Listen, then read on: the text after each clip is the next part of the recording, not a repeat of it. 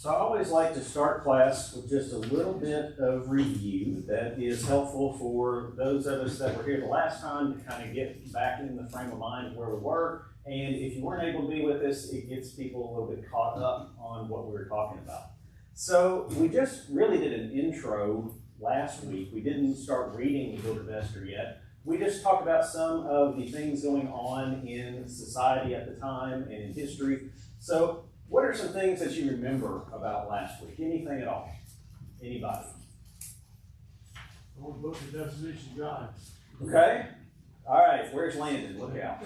Up to 8. Up to 8. All right. Thank you, Roger. I'll send you my medical bill. So if you don't remember, Landon threatened to tackle me every time that came up. So I'm hoping I'm fast enough to dodge, but I don't know. All right. What else? There are two versions. That's right. There are two versions. So when we have that trivia fact that shall not be mentioned, that sometimes people will look at you kind of odd and say, well, it's right here. God is talked about in the book of Esther. Well, that's because there are multiple versions of the book of Esther. There is the version that is found in our Bible that goes from the Hebrew version or Hebrew translation. And then there's the version that you will find in some Catholic and Orthodox Bibles that actually have God mentioned. And the theory is that some scribes at some point had added that in and kind of referred to the unspoken parts to try to maybe help God out. Well, we know that that is never the right thing to do. God had the book written the way that he did for a reason. What was one of the possible reasons we talked about last week as to why such a book that doesn't directly mention God might be useful to us today?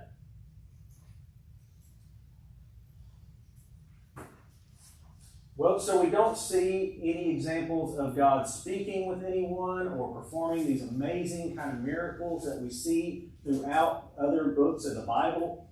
Well, that matches what we see in our lives today. We live in a different age. We live in a time where that flashbang kind of miracle is not happening. We live in a time where we're not going to be walking down the street and God speak to us through a burning bush. We live in a time where God speaks just through his word and just through his servants. So it is a different day and age.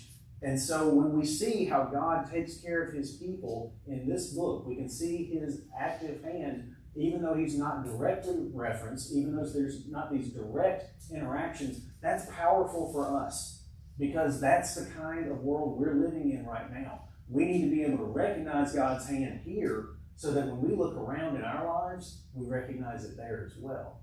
So there's absolutely a reason, and to me, I think that is a very strong reason why God would put this book in his Bible. It's immensely valuable to us.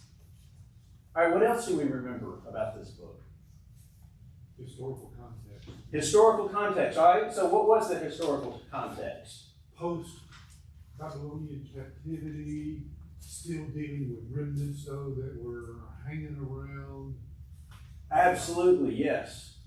Yes, so this is about 100 years after the captivity. Now we know about 70 years after they were able to return, but not everybody returned. And so this group we're talking about is people who were still under the captivity, or well, they weren't really under captivity, but they had chosen to remain and were still part of the Persian Empire here at this time. Time frame, we talked about how we're not 100% sure which of the Persian kings. We think it's Xerxes the first. Some scholars say it could have been Artaxerxes. Several different debates on that. But we looked at some of the historical information about Xerxes that kind of tracks with what we're going to see in the behavior of the king talked about in Esther. And some of the things we talked about was how he was strongly influenced by women. Well, we're going to see that here. We're going to see his very volatile personality. Remember the example that we gave last week? What was the kind of crazy thing he did after his bridge fell apart? Anybody remember? punished the sea. He punished the sea. That's right. He ordered that the sea be flogged, 300 lashes to the sea. And then my favorite, he had them heap hot irons to brand the ocean. And so, not really of sound mind, I don't think. So, quick temper, unreasonable temper. Well, we see kind of that kind of thing happen in this book. So, there's a good chance that Xerxes is who we were talking about. Let's see here. All right. I think that's a pretty good recap to get us started into tonight. So now let's finally start reading some scripture. Let's turn to chapter 1 of the book of Esther. Chapter 1. All right, so I don't know how well everybody else's voice comes through on the recording. So has anybody listened to the recording? Can you hear the audience very well? If not, okay, all right. So we can try having people kind of split up and read passages of this. If that's not going to turn out well on the recording, somebody let me know, and especially if you're listening to the recording, let me know if you can't hear what's being said, and I'll start doing the readings from then. But we'll try to see how this goes. So could somebody read for us, let's say, the first 9 verses of chapter 1?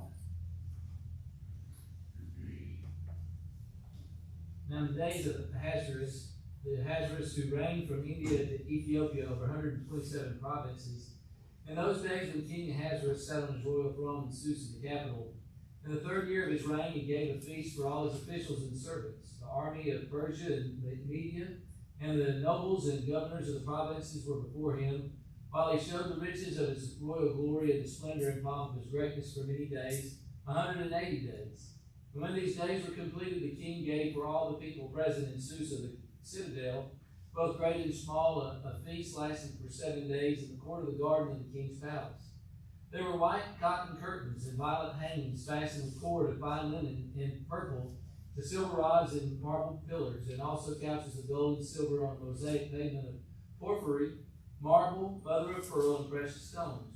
Drinks were served in golden vessels, vessels of different kinds, and the royal wine was lavished according to the bounty of the king. And drinking was according to this edict: there is no compulsion. For the king had given orders to all the staff of his palace to do as each man desired.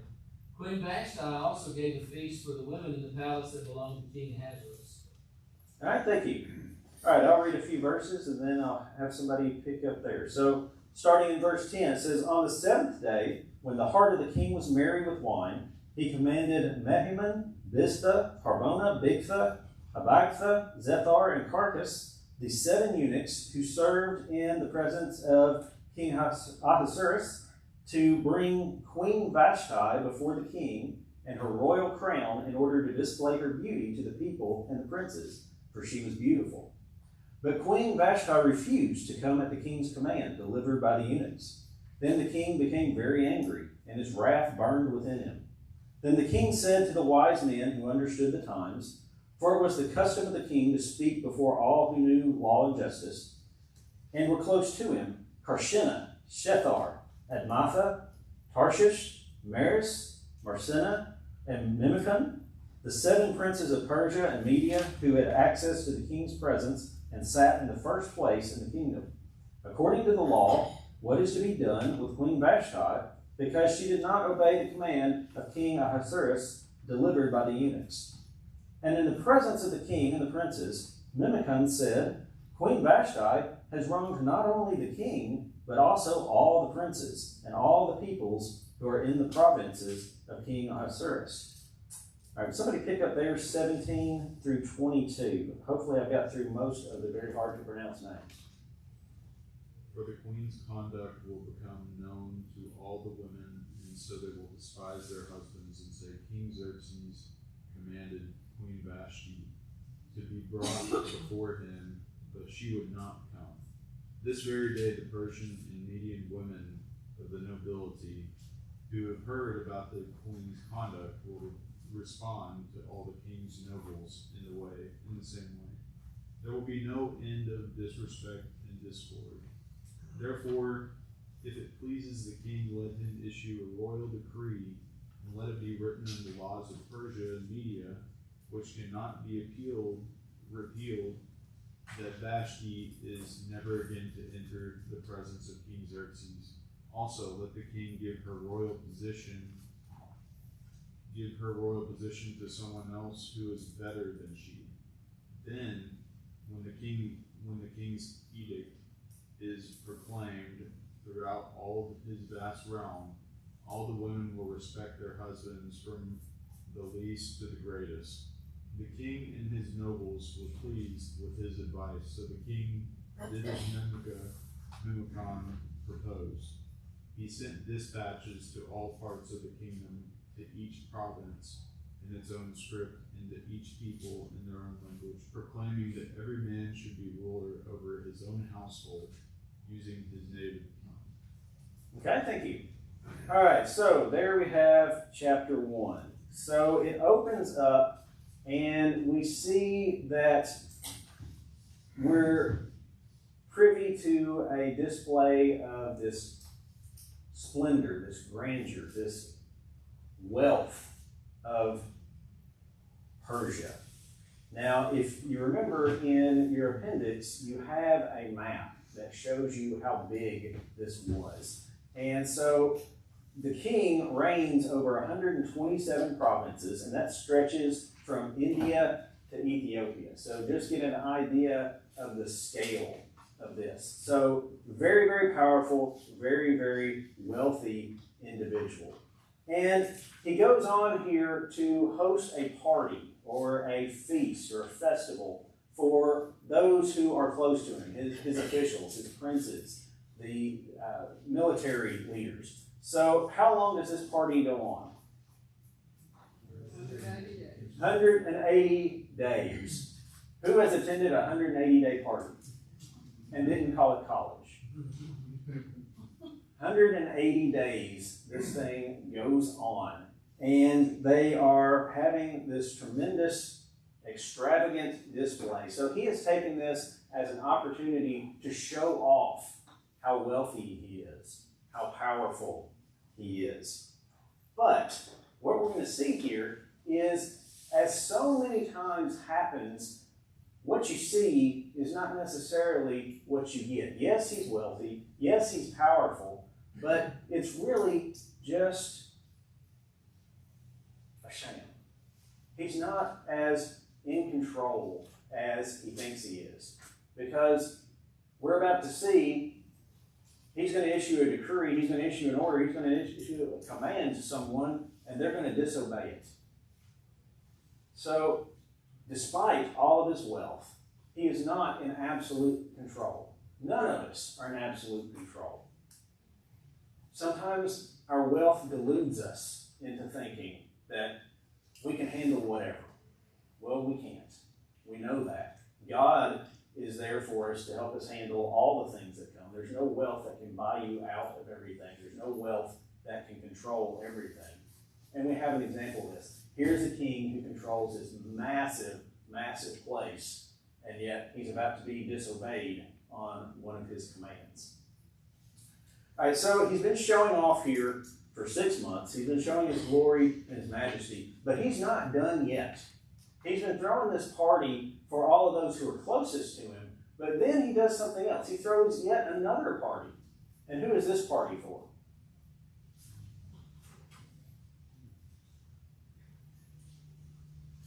I heard somebody whispering. It's everybody.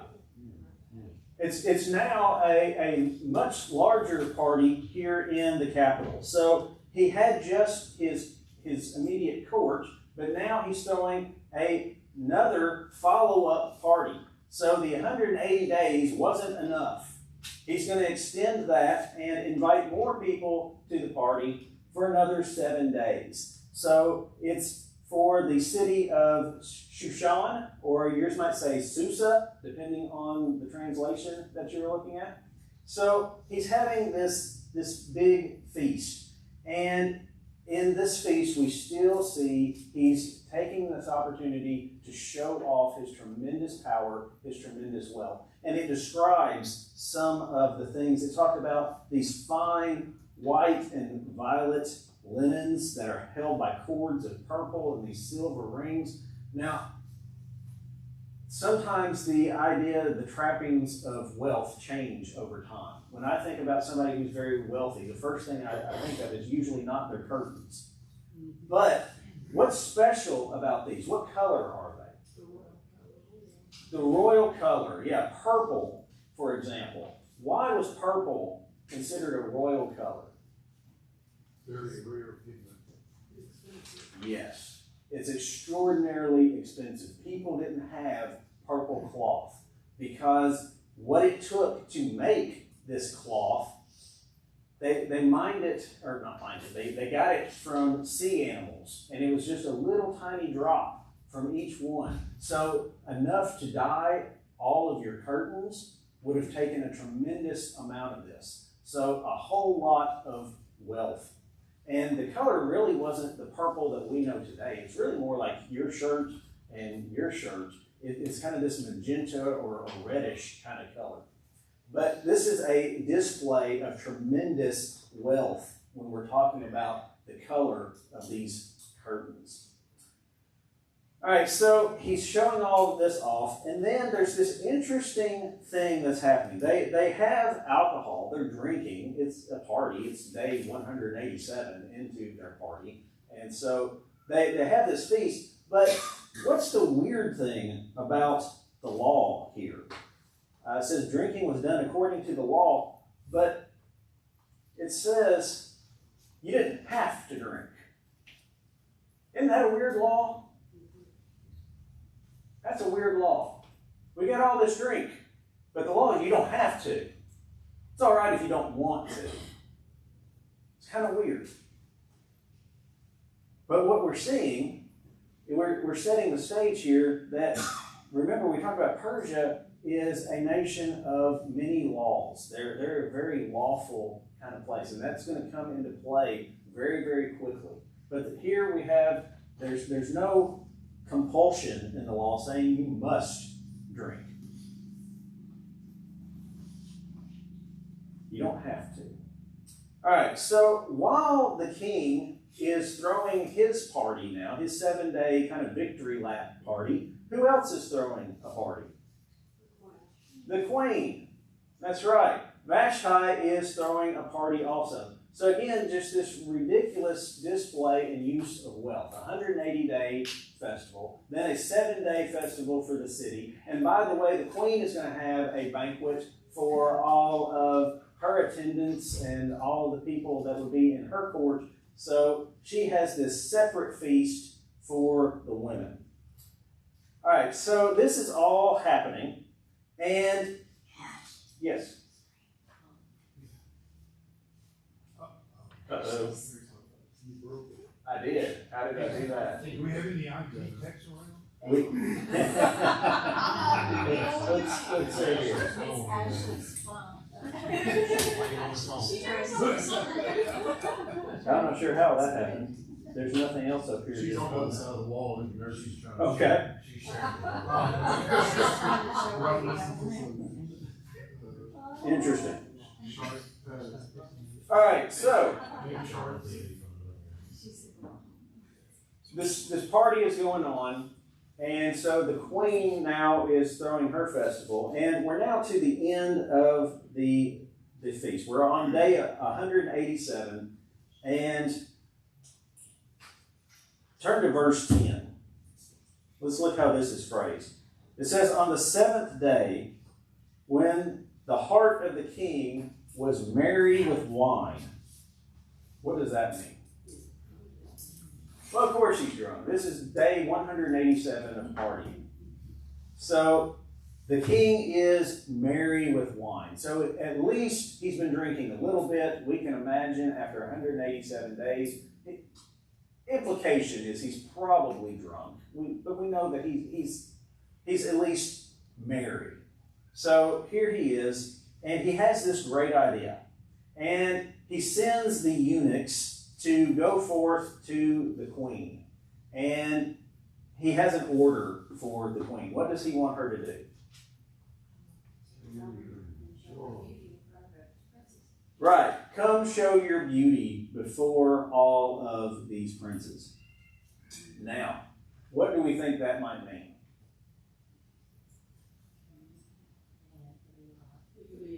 Could be anything, could be a lot. All right, so let's think back, if we will, about how women's rights and how women were treated and the perception of women back in this day and age. We can imagine here this idea of coming to show her beauty, what that might actually mean.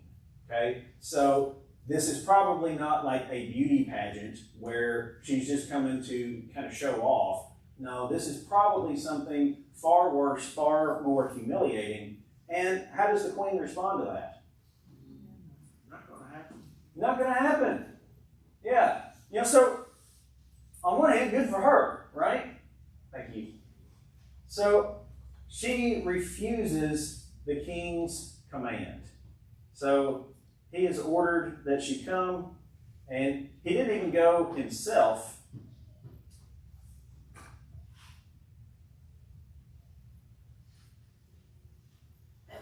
He sent others to fetch her, if you will. So she refuses his command. How does he react to that? Furious. Well, if this is Xerxes the first that we were talking about earlier, how does Xerxes handle anger? He flogged the sea. He branded the sea. Here is a very rational individual, right? Now, 187 days of partying. Here he is at least merry with wine. He is the king of this vast territory. He has given an order to his wife, who he probably treats as his property. And he has told her to come and do something for him. And she says, no, thank you. He is furious.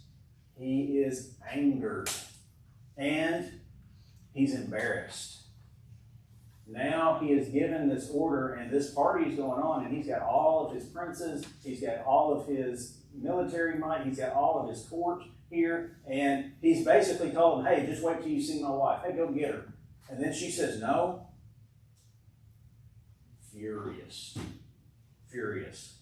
So we can imagine how he might react.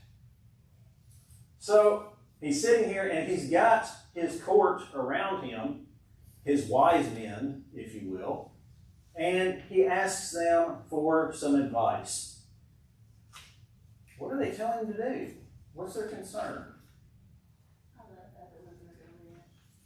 All right, so here we have this mighty, powerful king in this huge military-dominated society, and now all of a sudden they are scared of what?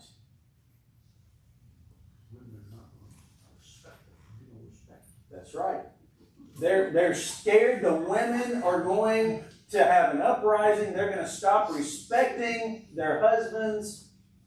Oh my goodness. This can't stand. They are like, uh-oh. You're going to have to do something, because once word gets out, and of course word's going to get out, why would word get out? Well, the king gave an order to the queen, and she didn't do it. Can you imagine that? Everybody's going to be talking about this. And so when word gets out, their fear is this is going to embolden the women, that they're going to be now disobeying their husbands, and there's going to be unrest. The whole thing's just going to fall all apart. So they cannot have this. So they think that she is going to be this kind of leader in a massive societal change. Well, they propose an idea. They're like, well, mighty king, you deserve better than this. You need to just put her away. You need to get rid of her. All right, so what do we see about the value of marriage vows at this point? No, just put her away. Put her away. So this is not a society that values marriage like God would have be done. So they're like, put her away, replace her with somebody better. So not only divorce her, get rid of her, but make things even worse by what? Find a new wife.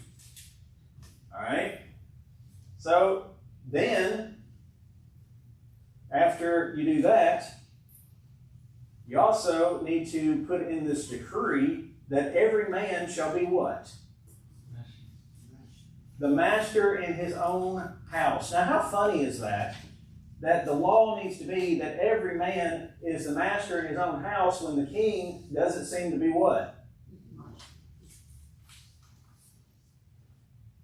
He's not. It's kind of silly, isn't it? The law goes out that every man will be master of his own house, and the king couldn't even be the master in his own. Well, in some respects, he is the master of his own house because she disobeyed, but she didn't get away with it. She didn't go, yeah, he got rid of her. He got her out of his house. Yeah. Yeah, but he could not force her to do what he wanted. Yeah, so here we have this law now go out. Now, it mentions here, verse 19, if a law or a decree goes out in Persia and Media, how permanent is it? It's absolutely permanent. It cannot be repealed. That's going to be very important later on in this book. So when a decree goes out, it is set in stone. So this law goes out. All right, so some observations for us here. This looks like a very powerful kingdom. It looks like it is mighty. But here we have it shaken to its core by one woman saying, no, I'm not going to attend your drunken festival and debase myself in front of you and your friends. That's not power. That's a house of cards. To address it, they go to an extreme. They get rid of the queen. They're going to replace the queen. And just wait till we read what all it takes to replace the queen. All of the time, effort that goes into this. They're going to replace the queen, and they send out this law that just says men are the master of their own house. Now, do you think this is a revolutionary concept? Do you think when they heard this law, all the men were like, I've never thought of that before? Probably not. What did we just say about how women were treated in this day and age? So this is really just reinforcing what the behavior in society likely already was. All right, so this is interesting here because when we talk about Persia, we talk about the might of it, the wealth of it. You look in your history book, we see all these artifacts that we've uncovered, all this splendor, all of these great things. But what is God showing us?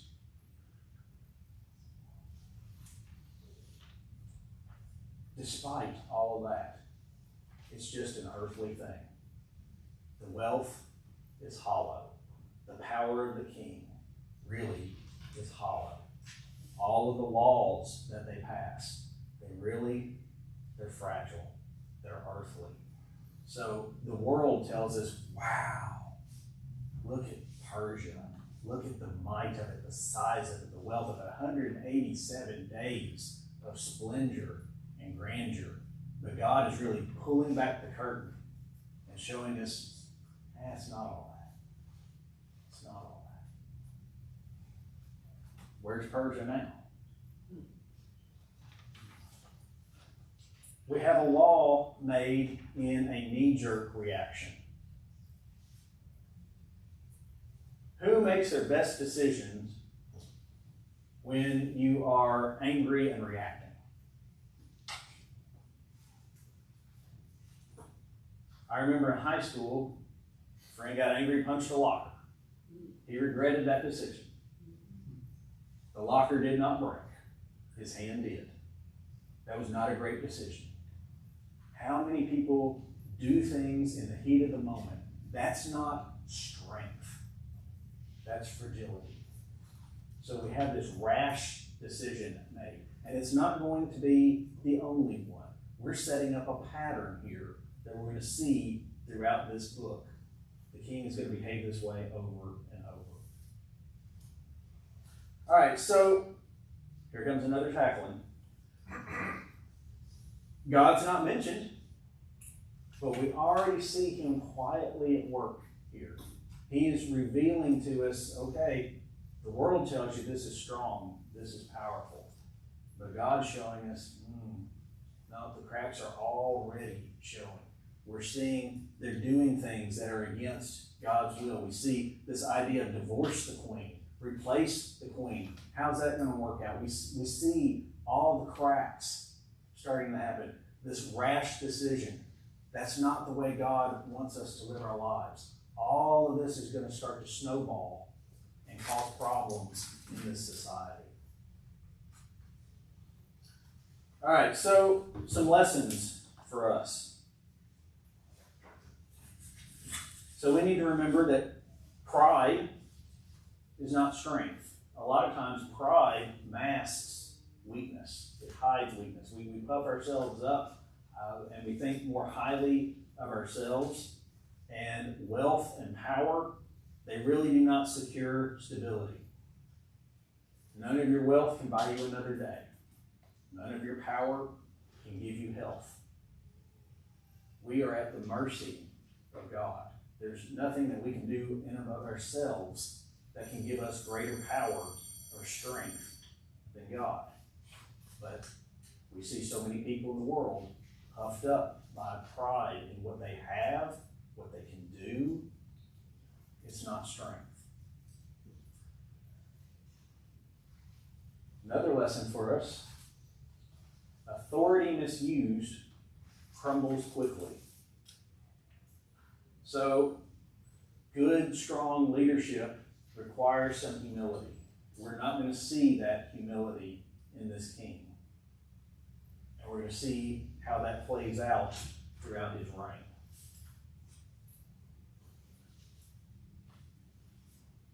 Third,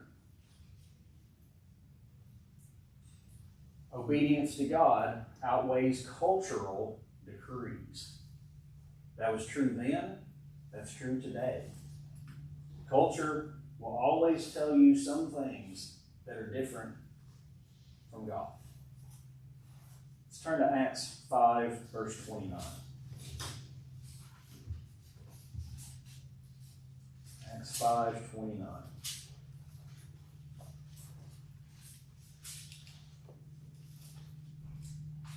It says, but Peter and the other apostles answered and said, we ought to obey God rather than men. We ought to obey God rather than men. All right, and the fourth thing that I want us to reflect on as we really start now to get into the book of Esther, God works behind the scenes. So, we haven't even seen Esther yet. We're reading the book of Esther, and it's not even introduced yet. But what we do see is God is already putting things in place that are going to matter with this. So we have this nation that has conquered, and one of the groups that they have conquered were those who had conquered the Jews. The Jews are already in the nation here. We see that the king is going to be looking to replace the queen. Well, that's going to include people from all these different nations. God has got people in place already that are going to play out throughout this story. All right, so in our conclusion, Persia's grandeur is just a house of cards. It's easily toppled. And that's not just for Persia, that is any nation. Any nation that adopts practices that go away from God eventually falls. You see that over and over and over throughout history. And you see that especially played out in the history of Judah and Israel. When they were doing the things that God wants them to do, what happens to their nation? Blessed. What happens when they turn away? Some of that is just the providence of God. Some of it is when you stop and think about the things that God tells us to do. Love your neighbor as yourself. Do the right things for everybody. What does that do to society?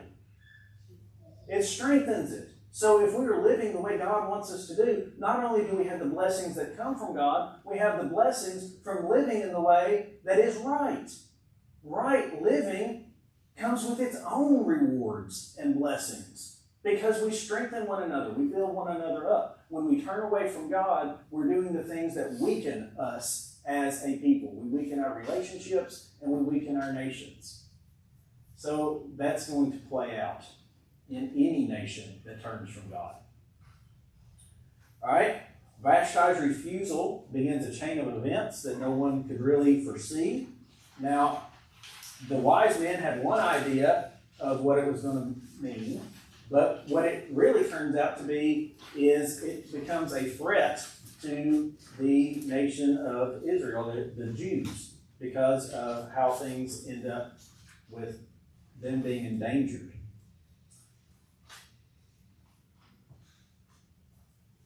God's people may feel powerless, but we need to remember His plan is already in motion. God had a plan for you before you set foot on this earth. He already knew what He wanted you to achieve. He already knew all the things that He wanted you to be working on. All right, just out of time. So for next week, just read Habakkuk chapter 2, verse 3. And that will wrap us up for this day. So we'll pick up with chapter 2 next week.